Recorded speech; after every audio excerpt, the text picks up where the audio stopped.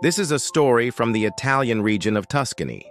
They say love can heal anything, but in the hills of Tuscany, one gift of love almost destroyed an entire village.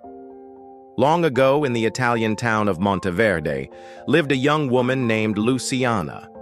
She was known for her kindness, for she gave bread to the hungry, wine to the weary, and comfort to those who had lost hope. But what set her apart most was her heart. It was said she could love so deeply that her affection could make flowers bloom in winter. One morning, a traveling merchant named Marco arrived in Monteverde.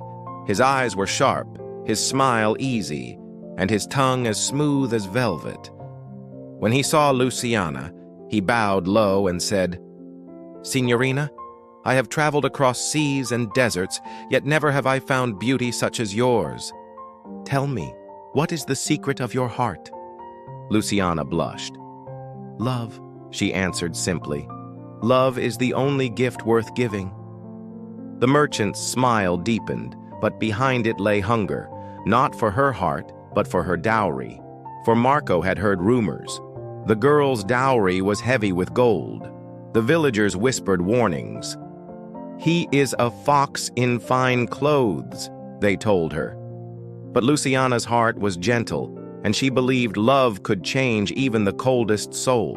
Soon, Marco and Luciana were wed in the town square.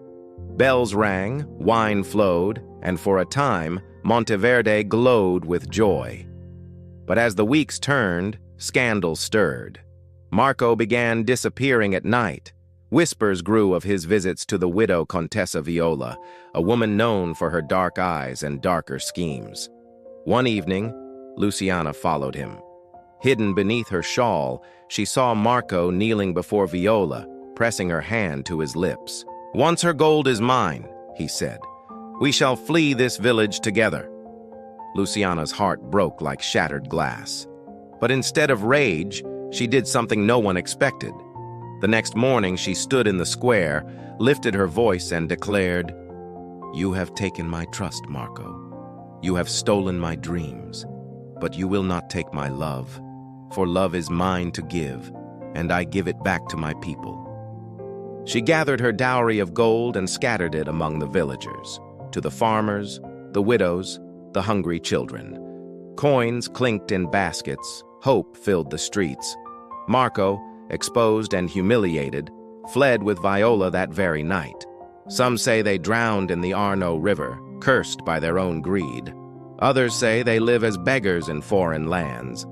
But Luciana's name became a legend, the woman who turned betrayal into blessing, who taught her village that love is not a chain, but a gift. And so, the story teaches us. We can learn that true love is never about possession. It is not about gold or promises or sweet words whispered in the dark. Love is the one gift that grows when shared, and no betrayal can take it away. Did you know that? And if you haven't, then now you do. Now leave a comment down below telling us what you think. Did she do the right thing by giving all her stuff away? And why do you think the author included that detail about her love being able to make flowers bloom in the winter? I'm really interested in hearing your thoughts. Also, if you enjoyed this video, please hit that thumbs up button. It helps out tremendously. And if you want to see more videos like this, then subscribe because we upload stories just like this one every single week. This story was retold by an author. It's originally from an ancient text called the Pentamerone, which was written 400 years ago. It's considered to be Italy's answer to the Arabian Nights. This collection contains 50 stories divided into 5 books. Our story today comes from the 4th book. Now let me tell you how. The 4th book begins with a king telling his son that if he wants to marry, he must choose a wife from a nearby kingdom. But the prince refuses, saying he would rather marry a beautiful pauper than a princess who might be ugly. The king agrees, but warns him not to fall in love with someone unsuitable. Then the prince goes to the market disguised as a pauper and meets a beautiful young woman. They flirt, and when the prince tells her he has no money, she laughs and says he should go to the old hag for help. She gives him a ring and tells him to return in 7 days. The prince goes to the old hag, who turns out to be a fairy who transforms him into a beastly monster. Only a kiss from a maiden who loves him as he is can break the spell. Of course, the prince is devastated, but he must find his princess and win her love. The fairy also warns him that if he reveals his true form before the spell is broken, he will remain a monster forever. So off he goes, meeting many maidens along the way, and each one rejects him until he finally reaches a tower where the beautiful princess lives. There he meets the same young woman he met in the market, and she agrees to help him by kissing him. But as soon as he transforms back into a human, he tells her everything, breaking the spell and dooming them both. And so the story goes on, full of magic and adventure, love and loss, betrayal and redemption. It's a wild ride with plenty of lessons to learn along the way. So stay tuned. Who knows what other treasures we might find in the fifth and final book? Now, some of you may be thinking, wait a minute, didn't you just tell us this was an Italian story? Well, you'd be right. But here's the thing. Stories like these don't belong to any one place or time. They're like stars scattered across the night sky, twinkling with tales from all over the world. They travel, they change, they echo in different cultures, sometimes for hundreds of years. So while our story today was found in an Italian book, it's not just an Italian story. It's a piece of a universal tapestry woven with threads from every nation, every heart. You see, stories are like that.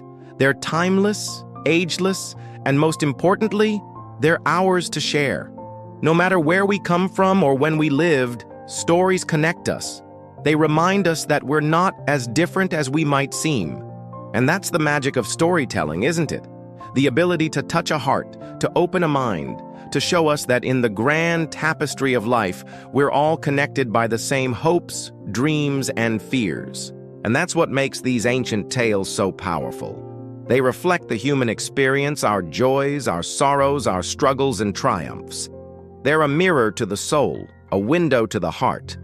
And if you've enjoyed this journey through the tales of Tuscany, if you feel a spark of connection to these timeless stories, then please take a moment to subscribe. Be part of our story, and let us continue to share ours with you. Together, we can keep these stories alive, passing them on to future generations like precious gifts, tokens of a shared humanity that transcend time and place. Thank you for joining us today. Until next time, may your heart be filled with the magic of stories and the warmth of human connection. Here are 2 more stories that you might enjoy.